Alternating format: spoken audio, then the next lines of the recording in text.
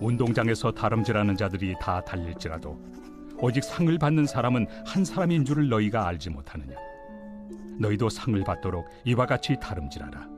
이기기를 다투는 자마다 모든 일에 절제하나니 그들은 썩을 승리자의 관을 얻고자 하되 우리는 썩지 아니할 것을 얻고자 하노라. 그러므로 나는 다름질하기를 향방 없는 것 같이 아니하고 싸우기를 허공을 치는 것 같이 아니하며 내가 내 몸을 쳐 복종하게 함은 내가 남에게 전판 후에 자신이 도리어 버림을 당할까 두려워함이로다. 제10장. 형제들아, 나는 너희가 알지 못하기를 원하지 아니하노니 우리 조상들이 다 구름 아래 있고 바다 가운데로 지나며 모세에게 속하여 다 구름과 바다에서 세례를 받고 다 같은 신령한 음식을 먹으며 다 같은 신령한 음료를 마셨으니 이는 그들을 따르는 신령한 반석으로부터 마셨으며 그 반석은 곧 그리스도시라.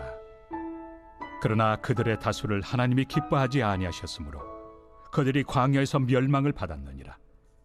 이러한 일은 우리의 본보기가 되어 우리로 하여금 그들이 악을 즐겨한 것 같이 즐겨하는 자가 되지 않게 하려 함이니 그들 가운데 어떤 사람들과 같이 너희는 우상 숭배하는 자가 되지 말라.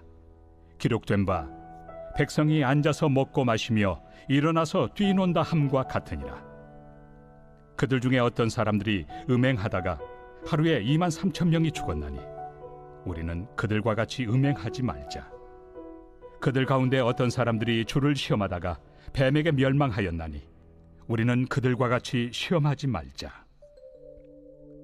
그들 가운데 어떤 사람들이 원망하다가 멸망시키는 자에게 멸망하였나니 너희는 그들과 같이 원망하지 말라. 그들에게 일어난 이런 일은 본보기가 되고 또한 말세를 만난 우리를 깨우치기 위하여 기록되었느니라. 그런즉 선줄로 생각하는 자는 넘어질까 조심하라.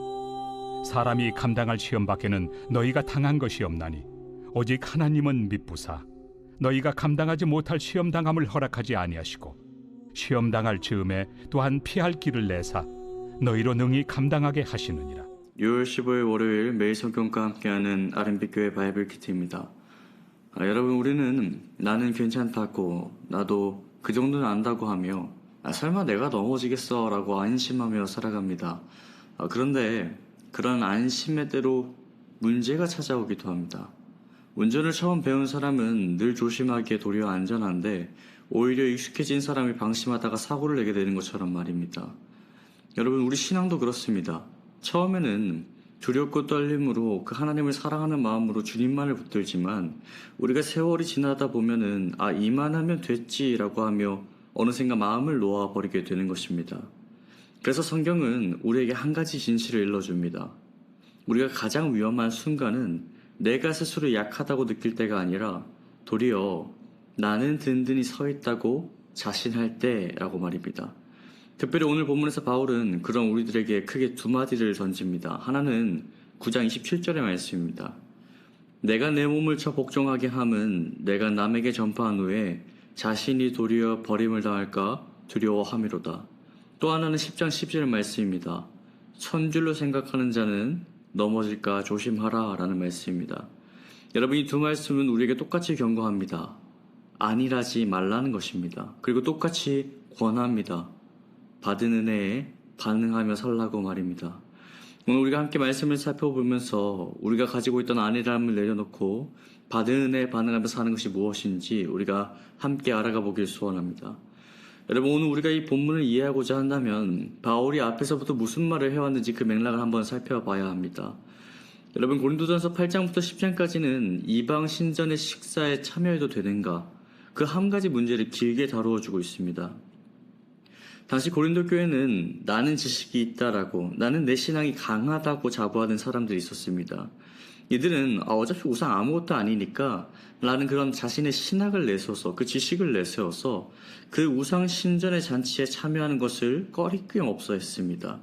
게다가 그들은 자신들이 이미 세례를 받았고 자신들이 이미 성찬에 참여하고 있으니 내가 영적으로 또한 완벽하다고, 내가 영적으로도 안전하다라고 믿었던 것입니다.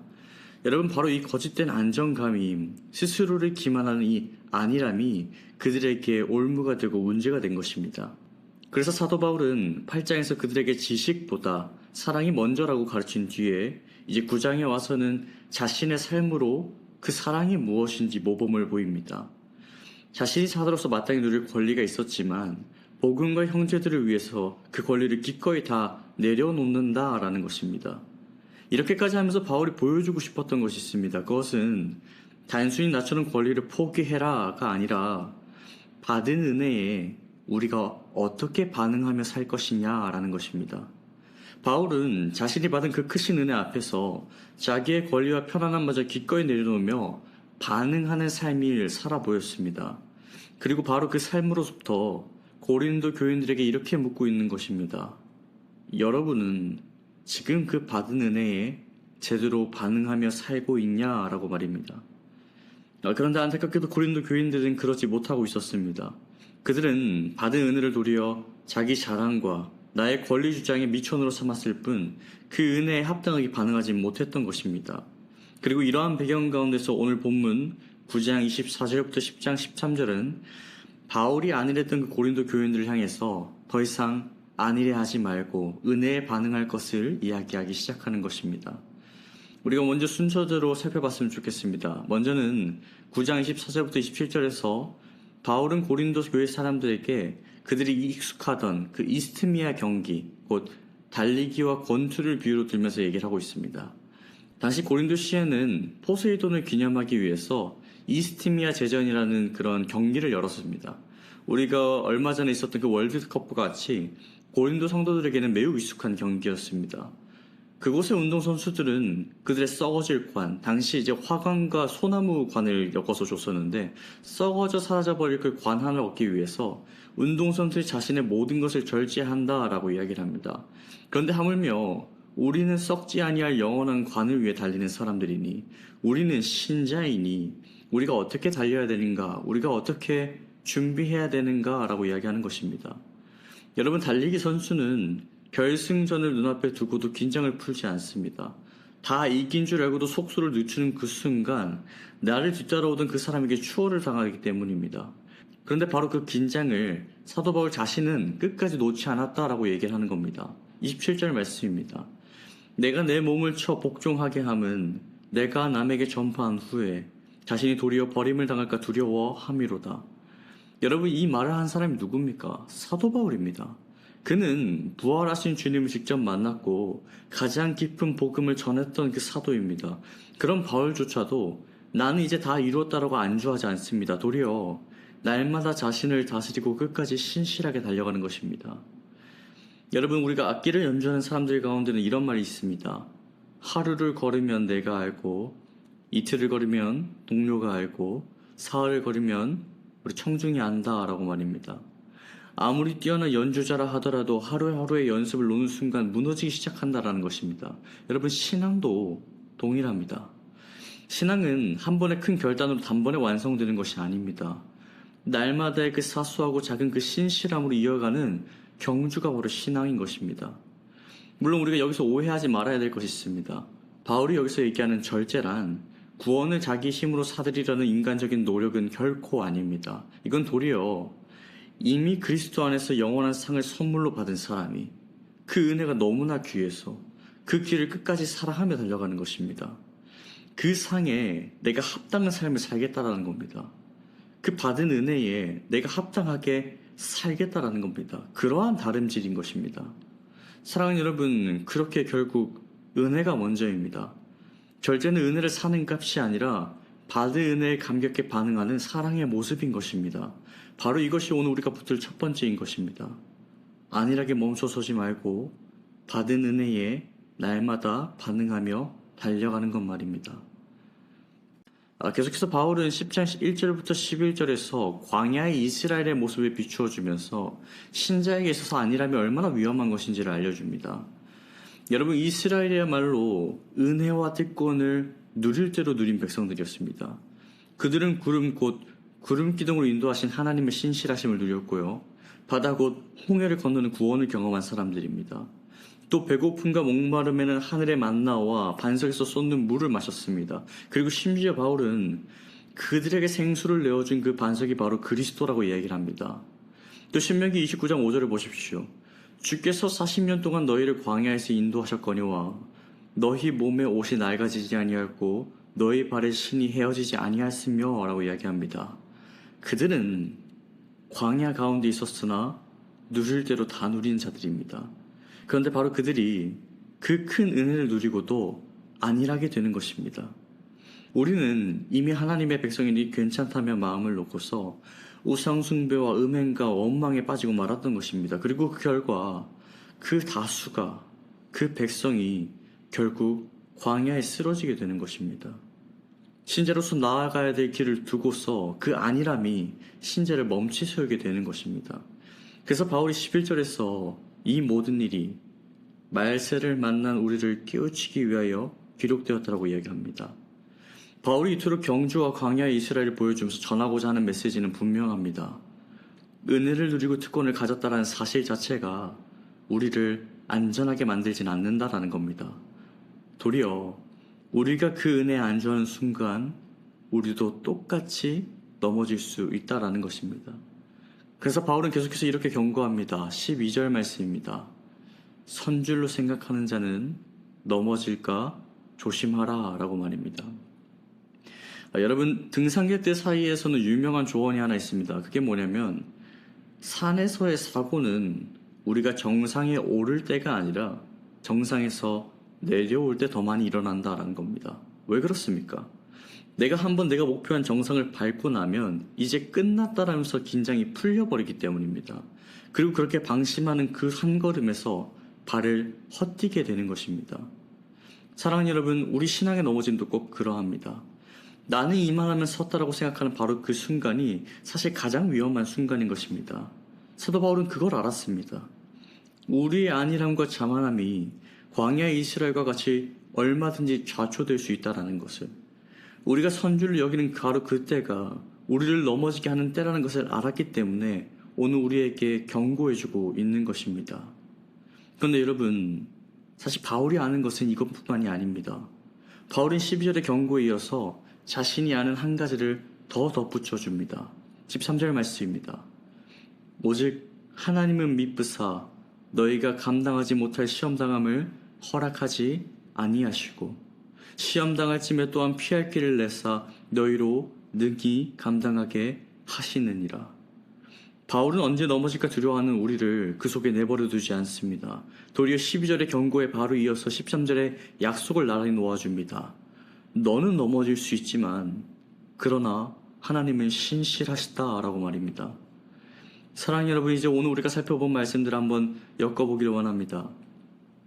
내가 내 몸을 쳐 복종하게 한다는 바울의 고백과 선줄로 생각하는 자는 넘어질까 조심하라는 그 경고가 우리에게 외치고 알려주고 싶은 건 결국 하나입니다.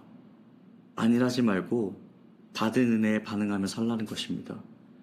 여러분 기억하십니까? 바울은 9장에서 받은 은혜에 반응하는 자기의 삶을 살아 보이며 고린도 교인들에게 이렇게 묻는 겁니다. 여러분은 여러분은 지금 그 받은 은혜에 제대로 반응하며 살고 있냐라고 말입니다. 그리고 오늘 그 물음이 오늘 이 자리 가운데 있는, 오늘 이 말씀을 듣는 우리에게도 똑같이 던져주고 있습니다.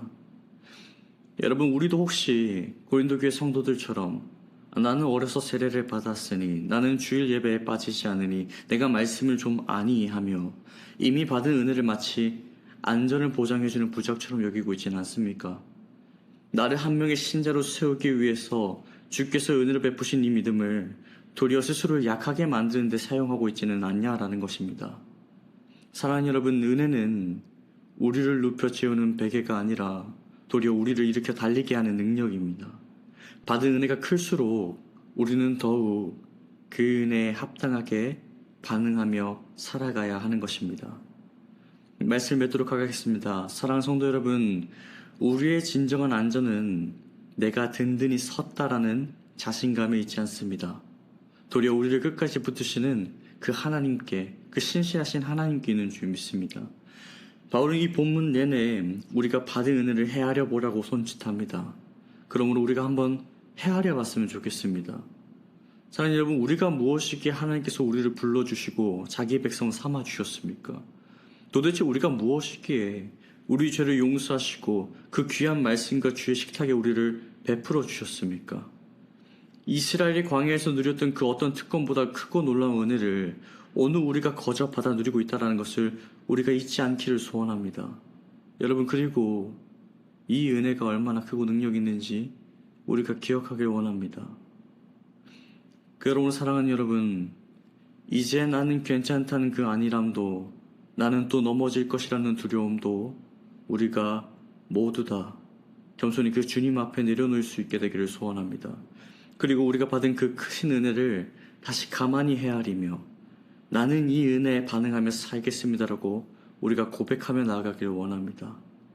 신실하신 그분 앞에서 그렇게 은혜 따라 살겠다고 우리가 다시 한번 서게 되는 저와 여러분 되기를 소원합니다. 우리를 끝까지 놓치지 않은 그 주로 인해서 다시 한번 우리가 이 경고와 약속의 말씀 앞에 서서 오늘 하루를, 또 우리에게 주어진 이 신앙의 경주를 우리가 끝까지 기쁨으로 완주하게 되기를 주님의 이름으로 간절히 축복합니다. 이 시간 함께 기도하도록 하겠습니다. 살아계신 하나님 아버지, 오늘 말씀을 통해 우리가 얼마나 크고 놀라운 은혜를 거저받았고 누리고 있는지 다시 한번 헤아리게 하심에 감사합니다. 그러나 주님, 우리는 너무도 자주 그 은혜를 당연한 것으로 여기면서 나는 괜찮다고, 나는 든든히 섰다라고 하며 안일함과 자만함 속에 주저앉아 있었음을 정직하게 고백드립니다. 주님, 이제는 그 모든 안일함도, 또 나는 넘어질 것이라는 모든 두려움도 주님 앞에 겸손히 다 내려놓기를 소원합니다. 우리의 안전이 우리의 신앙의 경력이나 지식에 달려있지 않고 그까지 우리를 붙드시는 주님의 신실하심에 달려있음을 믿게 하여 주시고, 받은 은혜가 너무도 귀해서 날마다 작은 신실함 따라 그 은혜에 반응하며 달려갈 수 있도록 주님이 우리를 도와주시옵소서. 또 시험을 당할 쯤에 반드시 피할 길을 내시는 그 주님만을 의지하며 오늘 하루도, 또 우리가 나아가야 될 이 신앙의 경주도 우리가 끝까지 기쁨으로 완주할 수 있도록 우리와 함께하여 주시옵소서. 그렇게 도우시고 또 이끄실 하나님을 기대합니다. 우리 구주 예수 그리스도의 이름으로 기도드리옵나이다. 아멘.